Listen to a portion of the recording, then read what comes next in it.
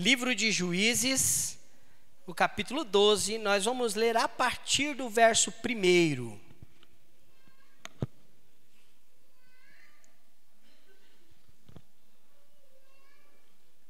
Encontrou? Livro de Juízes, capítulo 12, a partir do verso 1. Eu demoro e repito bastante, porque eu quero que você abra a sua Bíblia nesse texto bíblico aí, tá? Diz assim a palavra do nosso Deus, Juízes 12, de 1 a 7. Então foram convocados os homens de Efraim e passaram para Zafon e disseram a Jefité: por que foste combater contra os filhos de Amon e não nos chamastes para ir contigo? Queimaremos a tua casa, estando tu dentro dela. Jefité lhes disse: eu e o meu povo tivemos grande contenda com os filhos de Amon. Chamei-vos e não me livrastes das suas mãos. Vendo eu que não me livráveis, arrisquei a minha vida e passei contra os filhos de Amon, e o Senhor os entregou nas minhas mãos. Por que, pois, subistes hoje contra mim para me combaterdes? Ajuntou Jefité todos os homens de Gileade e pelejou contra Efraim, e os homens de Gileade feriram Efraim, porque este dissera: fugitivos sois de Efraim, vós gileaditas, que morais no meio de Efraim e Manassés. Porém, os gileaditas tomaram os vales do Jordão, que conduzem a Efraim, de sorte que quando qualquer fugitivo de Efraim dizia: quero passar, então os homens de Gileade lhe perguntavam: és tu efraimita? Se respondia não, então lhe tornavam: dize, pois, Shibolete. Quando dizia Sibolete, não podendo exprimir bem a palavra, então pegavam dele e o matavam nos vales do Jordão. E caíram de Efraim, naquele tempo, 42.000. Jefité, o gileadita, julgou a Israel 6 anos e morreu, e foi sepultado numa das cidades de Gileade. Até o versículo de número 7, nós vamos orar mais uma vez. Senhor, obrigado pela porção das Escrituras que acabamos de ler. Que este texto sagrado, através da obra do Espírito Santo, ilumine o nosso entendimento e as nossas ações, para vivermos uma vida comunitária, como igreja, como povo de Deus, que te agrade. Em nome de Jesus, amém. Esse parece um texto difícil de pregar. Se você lembra, Jefité é um guerreiro muito poderoso, filho bastardo, mas que o Espírito do Senhor o capacitou para livrar Israel dos amonitas. Porque os amonitas oprimiam os gileaditas, mas não só o povo de Gileade e Manassés, como também eles passavam o rio Jordão e tentavam oprimir todas as outras tribos. Se você lembra da história de Jefité, de alguns sermões atrás, você vai lembrar que o povo de Israel tentou se arrepender superficialmente. Eles buscaram ao Senhor: pecamos contra ti. E Deus falou para eles: esse arrependimento aí está muito raso, está muito fácil. Vocês erram, vem o castigo e logo logo vocês ficam: nós erramos, não há transformação. E Deus fala: clamem aos deuses dos povos que estão perseguindo vocês, porque foram aos deuses deles que vocês estão prestando culto. Deus ensinou uma dura lição, até que o povo de fato se arrependeu, percebeu que precisava ter um relacionamento profundo com o Deus da aliança. Então Deus levanta Jefté, o gileadita, um bastardo, que não era reconhecido pelos da tribo de Manassés como herdeiro da sua tribo, porque ele era filho de uma prostituta. Ele era tratado como bastardo, e ele então quer a sua parte da herança na terra prometida. Jefité é usado por Deus para vencer os amonitas, derrotá-los. E agora, com esta vitória, na hora que a vitória acontece, não é um período sossegado para Jefité e nem para o povo de Israel. Para Jefité, porque ele se precipitou e tentou adorar a Deus do jeito pagão. Ele prometeu para garantir a vitória, fez um voto para garantir a vitória dele, oferecendo a sua filha em sacrifício, e Deus jamais pediu isso. Oferecendo uma pessoa em sacrifício, o primeiro que saísse da sua casa. E o que aconteceu é que saiu a sua filha, não é isso? E Deus jamais pedira isso. Ele estava barganhando com Deus. Deus já tinha prometido a vitória a Jefité, mas ele faz um voto, uma promessa para garantir a vitória, imitando os povos pagãos. A vitória não é tão saborosa para o povo de Deus, porque eles estão misturados com um costume pagão. E é assim, todas as vezes que tentamos servir a Deus, copiando o mundo, nós prestamos falsa adoração. Jefité fez isso. Agora, após a vitória, assim que a ameaça amonita dos inimigos estrangeira foi neutralizada, emergiu um conflito interno. Uma guerra civil está para acontecer entre o povo de Deus. Muda para mim o slide aí, Ilane. Com a igreja também é assim. A igreja muitas vezes briga entre si, por questões que têm pouco a ver com espiritualidade. A briga dos efraimitas com os gileaditas pouco tinha a ver com a verdadeira devoção. Na verdade, não tinha nada a ver. Pouco tinha a ver com o zelo doutrinário. Na verdade, não tinha nada a ver. E a igreja hoje vive momentos de conflitos internos. Como que nós podemos evitar guerras domésticas que acontecem entre o povo de Deus? Como eu e você podemos evitar conflitos dentro da nossa própria casa, que é a primeira instância da igreja? Como nós podemos evitar conflitos internos do próprio povo de Deus? Esse assunto parece não ter nada a ver com a igreja, mas tem. Porque para Israel, o maior problema de Israel não eram os inimigos. A partir da história de Gideão, o maior problema de Israel não eram os midianitas, nem os amonitas, nem os filisteus. O maior problema de Israel era o próprio Israel. Através da vida distorcida dos seus juízes, que estão cada vez mais levando o povo ao pecado, e através das próprias tribos que apressadamente se distanciavam de Deus. Conflitos, guerras familiares, guerras dentro da igreja acontecem porque nos distanciamos dos propósitos espirituais de Deus. E esse texto que acabamos de ler retrata isso. E eu gostaria de dar 4 maneiras de evitarmos a guerra doméstica no nosso meio, evitarmos um conflito interno no nosso meio. O primeiro deles: não trate a vitória do seu irmão como sua derrota. Eu vou repetir isso. Não trate a vitória do seu irmão como se fosse sua derrota. Olha, muda aí, Elaine. Efraim era da tribo dos efraimitas, descendentes de José.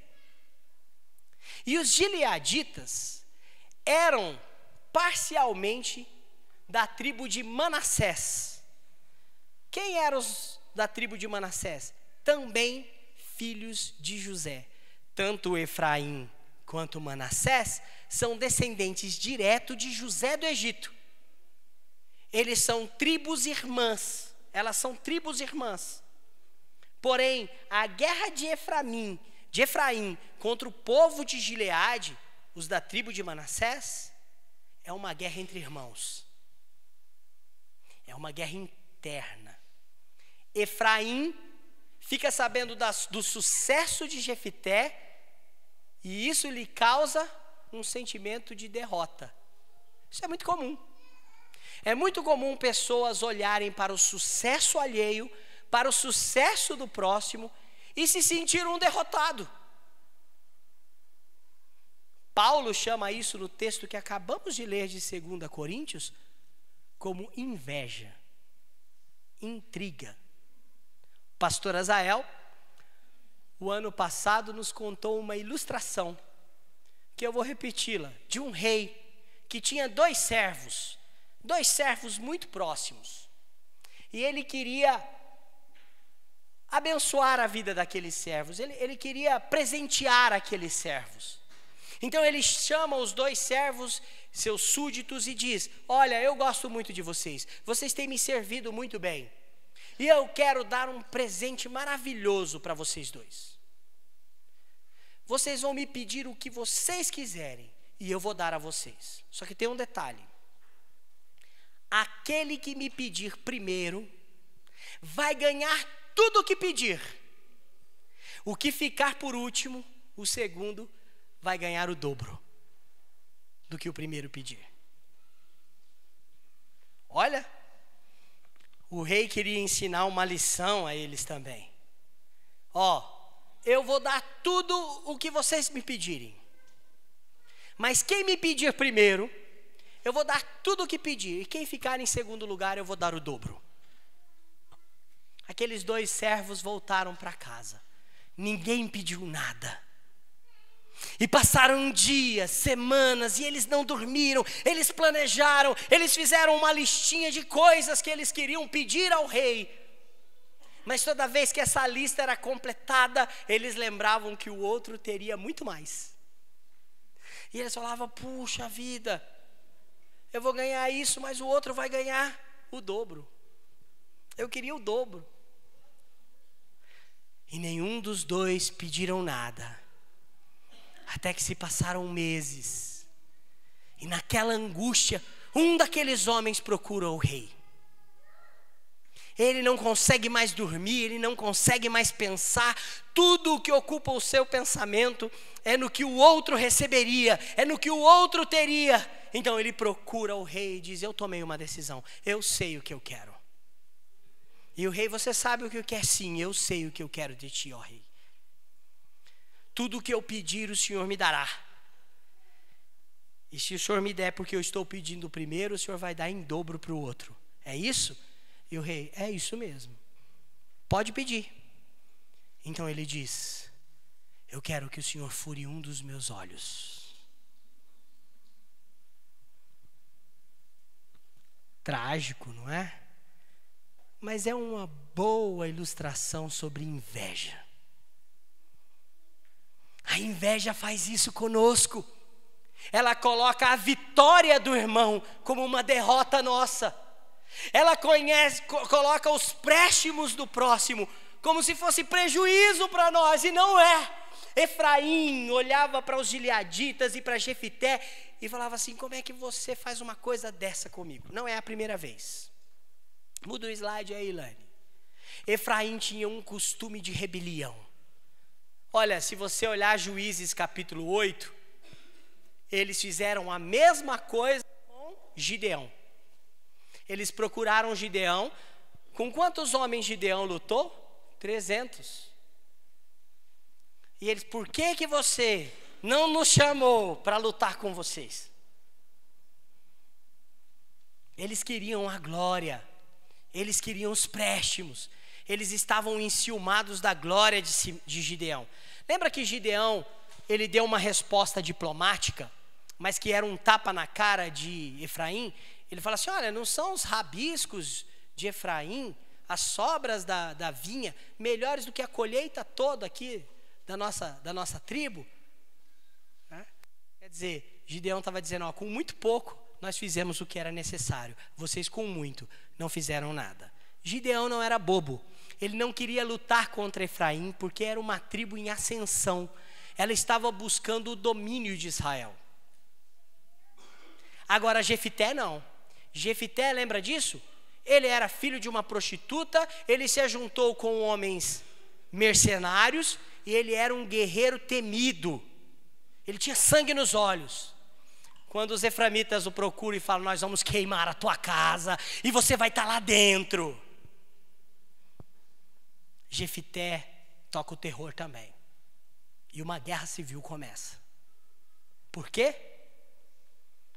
Porque pessoas da própria família, do próprio povo de Israel, do próprio povo de Deus, olhou para a vitória do lado e viu como uma derrota pessoal. Não trate a vitória do seu irmão como se fosse sua derrota. Isso vai acender invejas, porfias, diferenças. Isso vai colocar você numa situação de cobrança, por que você não foi incluído em tal coisa, ou por que não valorizaram o que você fez. Cuidado, você vai comparar, e comparação é uma coisa tão perigosa. Quando a gente compara, a gente faz uma coisa às vezes tão perigosa. Se você compara um filho com o outro, não é? Às vezes isso não ajuda, só piora. Eu sou o filho do meio, né? E eu era comparado com a Thelma, que era mais velha, e com o Moisés, que era o mais novo, né? É uma coisa que não ajuda. Não trate a vitória do seu irmão como se fosse a sua derrota. Olha, eles eram um povo tão acostumado com a rebelião, continua lá, que eles tinham um costume com isso. Eles fizeram isso com Gideão, mas eu citei o versículo, capítulo 11, verso 29 ali. Se você voltar algumas páginas aí da sua Bíblia, você vai ver que eles vão se rebelar contra Jefité. E no verso 29 diz, então o Espírito do Senhor veio sobre Jefité. Eles estavam se revoltando contra uma obra do próprio Deus. Eles estavam se revoltando contra o que o Espírito do Senhor tinha feito através de Jefité. E aí eu cito o Salmo 78. Salmo de número 78. Se você abrir a sua Bíblia lá, você vai ver que Deus reprova essa tribo. A tribo de Efraim deixa de ter o seu espaço de autoridade entre o povo de Israel, porque é um povo rebelde. Eu faço questão que você abra a sua Bíblia e que a gente leia o Salmo 78, do versículo 9 até o versículo de número 11. O Salmo 78 foi escrito por Asaf, e ele retrata este período do governo de Deus sendo estabelecido até o trono de Davi. Asaf tem o propósito de dizer que o propósito da glória de Deus era colocar o seu servo Davi para reinar sobre o povo de Israel. Aí olha o que Asaf diz sobre a tribo de Efraim, versículo 9. Os filhos de Efraim, embora armados de arco, bateram em retirada no dia do combate. Não guardaram a aliança de Deus, não quiseram andar na sua lei, esqueceram-se de suas obras e das suas maravilhas que lhes mostrara. Em outras palavras, os filhos de Efraim eram rebeldes. Eles olhavam para a própria vitória do povo do Senhor, que era uma vitória que Deus tinha dado, e eles se sentiam derrotados. Por quê? Vamos para frente? Efraim era conhecido pela sua omissão. Jefité vai dizer isso, no verso 2 e no verso 3, Jefité vai dizer assim, olha, o meu povo, os gileaditas, estavam em apuros contra os amonitas, e nós pedimos ajuda, socorro, e vocês não fizeram nada. Vocês não fizeram nada. Geralmente, pessoas que se omitem não conseguem se alegrar com a vitória dos outros. Elas se omitiram no seu dever, elas se omitiram na sua função. Então elas olham o sucesso, ou elas olham o que aquelas pessoas têm feito na causa do Senhor, e elas não conseguem celebrar. Isso é muito comum. isso é muito comum entre amigos, isso é muito comum na família, e isso é muito comum na igreja. Pessoas que se omitem da sua função de servir ao Senhor, mas que estão ávidos e prontos a criticar qualquer falha, qualquer erro que alguém que esteja à frente do trabalho da igreja cometa. Porque o sucesso do irmão, a vitória daquele irmão, na verdade é a sua derrota. Ele considera como a sua derrota. Você quer vencer conflitos internos? Não trate a vitória do irmão como se fosse a sua derrota. Segundo lugar,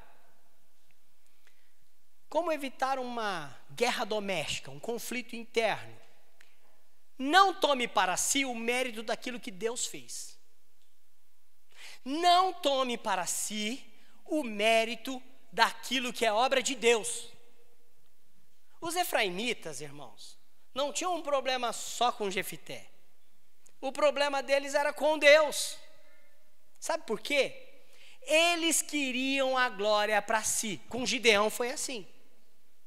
Gideão com 300 homens venceu os midianitas, não é isso? E aquilo trouxe uma repercussão ao ponto do povo de Israel querer coroá-lo rei. Não é isso que o povo queria fazer com Gideão? Aí os efraimitas ficaram enciumados, porque eles queriam a glória. Eles queriam a honra da vitória. A mesma coisa com Jefté. Eles se omitiram, não fizeram a sua parte, mas eles queriam um reconhecimento. Eles queriam o mérito da vitória.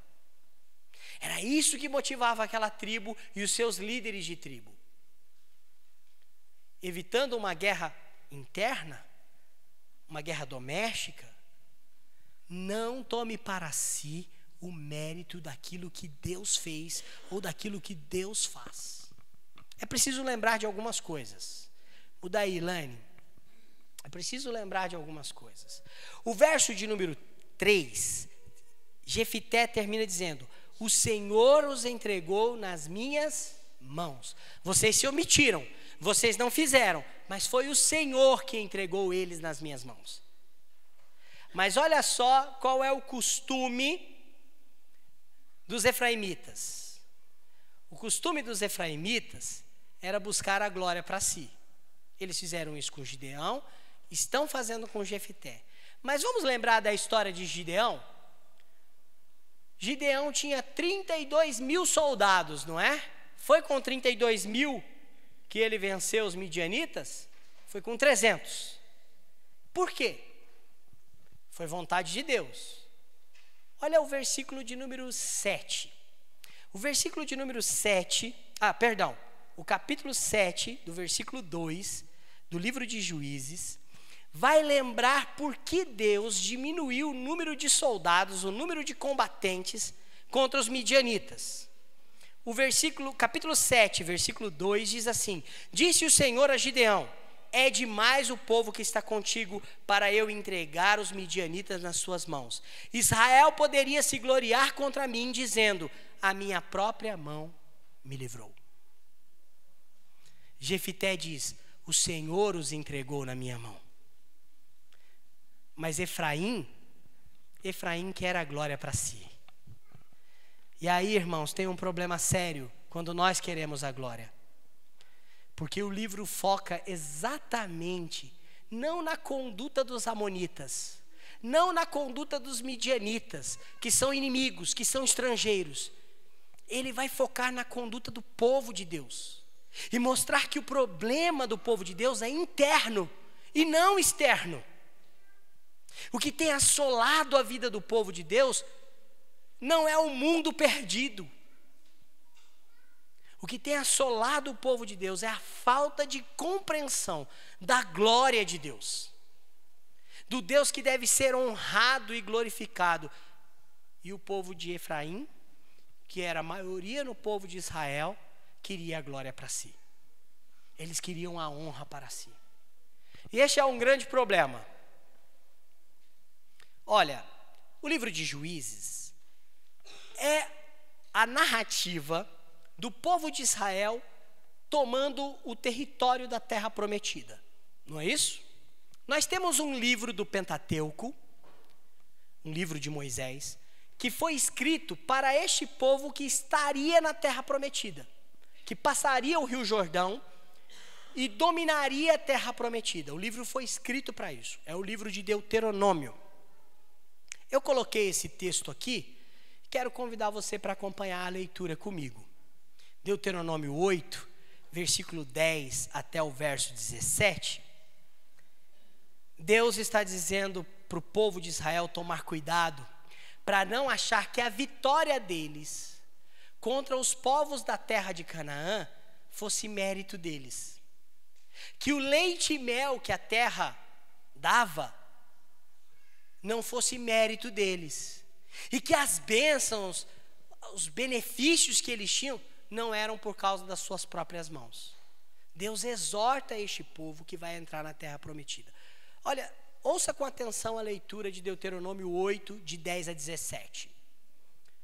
Comerás e te fartarás, e louvarás ao Senhor teu Deus pela boa terra que te deu.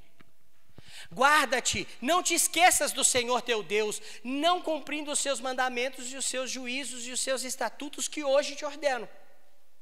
Para não suceder que depois de teres comido e estiveres farto, depois de haveres edificado boas casas e morado nelas, depois de multiplicarem os teus gados e os teus rebanhos, e se aumentar a tua prata e o teu ouro, e ser abundante tudo quanto tens, se eleve o teu coração e te esqueças do Senhor teu Deus, que te tirou da terra do Egito, da casa da servidão, que te conduziu por aquele grande e terrível deserto de serpentes abrasadoras, de escorpiões e de secura, em que não havia água, e te fez sair água da pederneira, que no deserto te sustentou com maná que teus pais não conheciam, para te humilhar e para te provar, e afinal te fazer bem.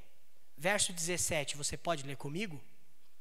Não digas, pois, no teu coração: a minha força e o meu poder do meu braço me adquiriram essas riquezas. Vocês estão rindo, né? De eu fazer força, poder do meu braço. Não digas, foi a minha força, foi o poder do meu braço, eu me garanto. Não diga. Seja agradecido ao Senhor, reconheça os seus benefícios. Davi, o homem segundo o coração de Deus, aquele com quem Deus fez uma aliança eterna, que traria o seu ungido, que reinaria para sempre no trono de Davi, que é Jesus, o Messias. Davi chega a afirmar no Salmo 103, bendize, ó minha alma, ao Senhor, e não te esqueças de nenhum dos teus benefícios para comigo. Eu vou bendizer ao Senhor e não vou me esquecer de nada que Ele tem me feito. Deuteronômio é um alerta. Você vai entrar lá, você vai dominar, você vai vencer e você vai prosperar. Mas não diga que foi você, com a sua própria força, que fez isso. Mas Efraim estava em conflito com o próprio povo de Deus, porque Efraim queria para si o mérito. Nós somos o povo de Deus, irmãos, e a Bíblia nos ensina que não há mérito em nós, que o mérito é de Cristo. Nós somos salvos pelos méritos do nosso Senhor e Salvador Jesus Cristo. E quando se afirma a salvação, em Efésios capítulo 2, versículo 8 e 9, Paulo é enfático em dizer, pela graça sois salvos mediante a fé. Isso não vem de vós, é dom de Deus, para que ninguém se glorie. Numa linguagem moderna de gíria, para que ninguém fique se achando. Para que ninguém fique se achando. Não tome para si o mérito daquilo que Deus fez. Reconheça a mão do Senhor. Como vencer conflitos internos? Não veja a vitória do teu irmão como sua derrota. Não tente tomar para si o mérito que pertence a Deus, daquilo que ele fez e daquilo que ele faz. Mas em terceiro lugar, não perca o senso de unidade. Não perca o senso de unidade. Efraim perdeu. Efraim não conseguia ver que eles eram irmãos, que eles pertenciam ao mesmo povo, que eles saíram do mesmo lugar, da servidão do Egito, que eles atravessaram o deserto e que eles eram unidos por uma lei que o Senhor deu ao seu povo, que eles foram alimentados pelo deserto com o maná, que o Senhor os proveu e os sustentou e que agora era o Senhor quem os colocava na terra prometida. Eles não conseguiam ver isso. Eles olhavam só para si. Eles perderam o senso de comunhão. Eles perderam o senso de unidade. Mas Efraim está seguindo o exemplo de seus líderes. E eu quero voltar para o meio do livro. Eu tenho citado muito Gideão agora para frente. Vamos lembrar o que Gideão fez quando as pessoas quiseram coroá-lo rei. Eu até fiz um sermão que falava sobre ortodoxia. Ele acreditava na questão certa, né? Ele falava a verdade, a doutrina certa, mas ele agia de um modo diferente do que ele acreditava, né? Gideão não se permitiu ser coroado rei, mas viveu como um rei e queria o reconhecimento de rei. O que aconteceu quando Sucote e Penuel não reconheceram Gideão? Ele pegou os líderes de Sucote e arrastou aqueles homens nos espinhos, os anciãos. Lembram disso? Ele foi na cidadezinha chamada Penuel, e quando todos os moradores de Penuel estavam se protegendo numa torre de abrigo, ele derrubou e matou todos da cidade. Esse é Gideão. Pelejou contra o próprio povo de Israel. O descendente de Gideão, Abimeleque. Lembram dele? Também um juiz autoproclamado. Ele matou os seus 70 irmãos numa pedra. E foi coroado rei com o dinheiro dos ídolos. Ele usou um dinheiro idólatra do templo dos ídolos para financiar a sua campanha de ser rei. Abimeleque, além de matar os seus 70 irmãos, o que ele fez? Ele oprimiu o povo de Deus, né, com fogo. Ele era o espinheiro. Lembra disso? Que um dos seus irmãos conta uma parábola, a parábola das árvores, que ele é representado como um espinheiro que queima todo o bosque de árvores, porque ele é seco, ele não tem vida, ele não tem proteção, ele não tem sombra, ele traz juízo e fogo. E isso acontece com Abimeleque. Quando Abimeleque é contrariado, ele mata o próprio povo de Israel. Agora você tem Jefité, que é usado pelo Espírito de Deus para livrar o povo de Israel da mão dos amonitas. Mas por causa de um conflito interno, mata 42 mil do seu próprio povo. E você pode me dizer, pastor, foi Efraim que começou. Jefité estava só se defendendo. Mas se você prestar atenção no relato, o versículo 7, que é o último versículo que conta a história, encerra a história de Jefité, não termina com paz. Não há um relato, e houve paz em Israel por tantos anos. O versículo 7, não há este reconhecimento. Pelo contrário, o que fica salientado é que da tribo de Efraim, 42 mil homens morreram. Não há um relato de paz sobre o período em que Jefité é juiz. Por quê? Porque o povo de Deus perdeu o senso de unidade, de ser um povo só. Meu irmão e minha irmã, isso pode acontecer dentro da sua casa, com o seu casamento. A Bíblia diz que o homem deixa pai e mãe e se une à sua mulher, e os dois serão uma só carne. Mas tem marido olhando para sua esposa como uma estranha. Tem esposa olhando para o seu marido como um estranho. não têm unidade, não são um só corpo, uma só carne. Ponderam aquilo que Jesus ensina no Evangelho de Marcos, no capítulo 10. E o que Deus uniu, não separe o homem. Mas nos nossos lares, existem maridos que não têm espírito de unidade. Por isso eles afetam a vida da sua casa de uma maneira terrível. Existem filhos que se relacionam com os seus pais sem espírito de unidade, não honram os seus pais.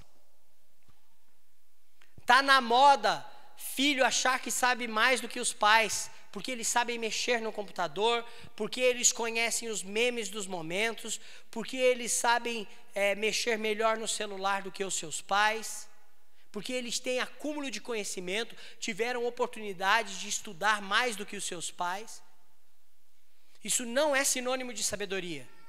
Sabedoria é quando você tem, sim, maior informação acadêmica do que o seu pai, do que a sua mãe. Sim, de que quando você entende que você teve melhores possibilidades do que eles, mas que vocês os honram. Sabe, meu irmão e minha irmã, na igreja, as pessoas têm perdido o sentido de unidade, porque elas discordam, porque elas não são iguais. Porque uns gostam de hino, porque outros gostam de cântico. Porque uns vieram na assembleia, porque outros não vieram. Falar nisso, daqui a pouco eu vou dar um pito em quem não veio. Tá bom? Eu só lembrei disso aqui, vou dar um pito em vocês. Você não veio? Vai levar um pito, tá bom? Mas lá no final do culto. Aguenta aí. Ó, irmãos, não perca o sentido de unidade. Ó, muda aí, Elaine. Atos 2, 44. É um relato da igreja primitiva.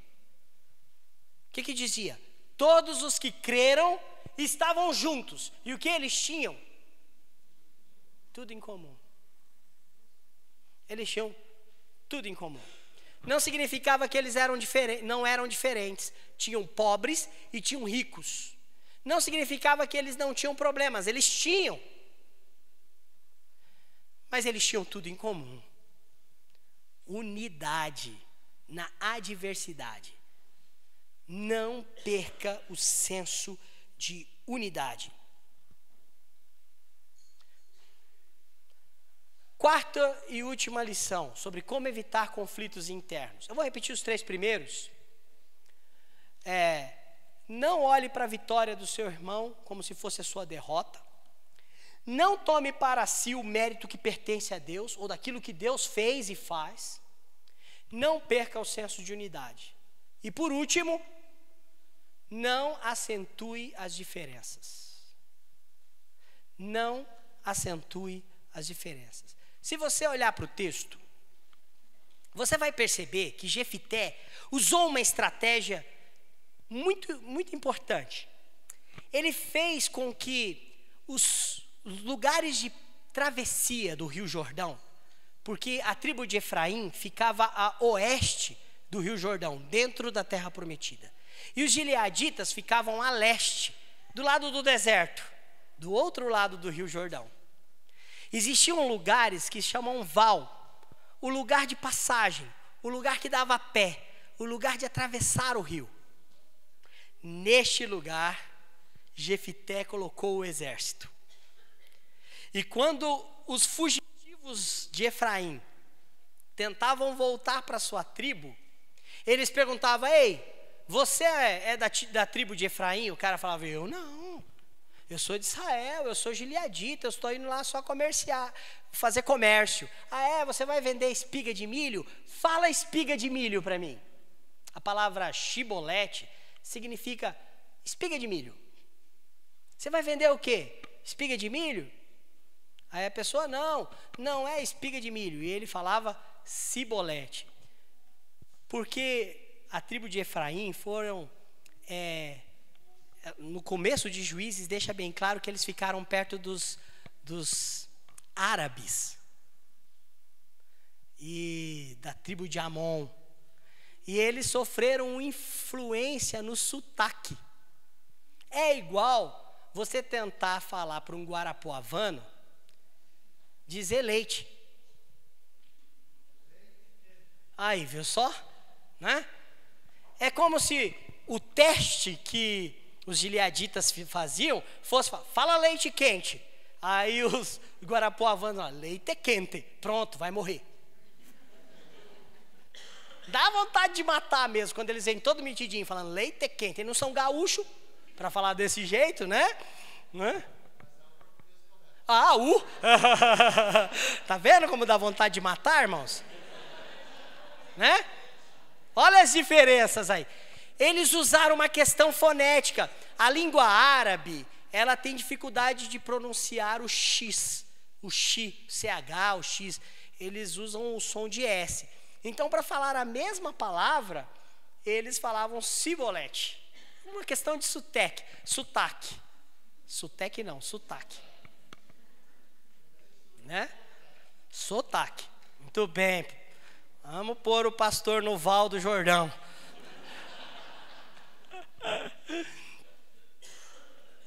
Uma diferença boba, não é? Não é uma diferença boba? Pois eles usaram dessa diferença para conquistar toda a vitória sobre os seus próprios. Jefité pegou diferenças para terminar o serviço. Não era o propósito de Deus que o próprio povo de Deus padecesse em suas mãos. Mas por causa de uma diferença, 42 mil caíram. 42 mil morreram. Cuidado. Quais são os chiboletes que você tem usado no seu casamento? Quais são os chiboletes que você tem usado na igreja para diferenciar os irmãos e para separá-los, para torná-los adversários, para se separar deles? Sabe, meu irmão e minha irmã, nós usamos diferenças que não têm importância para causar conflitos internos nos nossos relacionamentos. Não acentue diferenças que não têm importância. Um sotaque fonético se transformou num grande problema para o povo de Deus. Eu quero concluir este sermão convidando você a olhar para Jesus. Quando nós éramos inimigos de Deus, Ele demonstrou amor para conosco. Deus prova o seu amor para conosco, tendo nós Cristo morrido por nós, quando nós éramos ainda pecadores. E a palavra pecador ali, ela dá a entender como adversários, quando nós éramos inimigos. O nosso modelo é Jesus. O nosso modelo é Jesus. Por isso, ele diz: ame o seu próximo como se fosse você, como se a dor que ele sente fosse aquele que sente você.